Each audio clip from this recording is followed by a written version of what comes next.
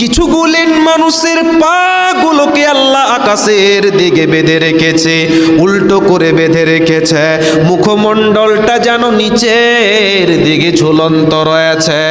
তাদের মুখগুলো ফেটে গেছে, গাল দিয়ে চিরে চিরে রক্ত বের হচ্ছে।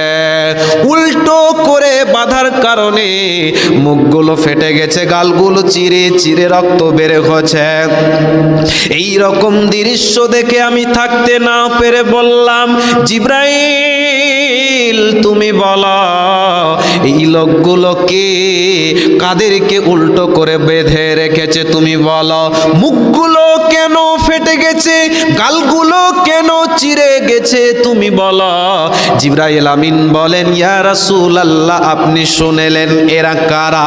আল্লাহর ওই সমস্ত নাফরমান বান্দা বান্দিরা, ওই সমস্ত পাপিষ্ট লোকেরা যারা দুনিয়াতে রমজান মাস পেয়েছিল, সিয়ামের মাস পেয়েছিল, ইফতারের পূর্বেই ইফতার করে নিত, যারা রমজান মাসের সিয়াম পালন করত না, রমজান মাসের রোজা রাখত না, ওই সকল বেরোজাদারদেরকে, ওই সকল সমস্ত নাফরমান বান্দা বান্দিদেরকে উল্টো করে জাহান্নামের ভিতরে টাঙিয়ে রাখা হয়েছে।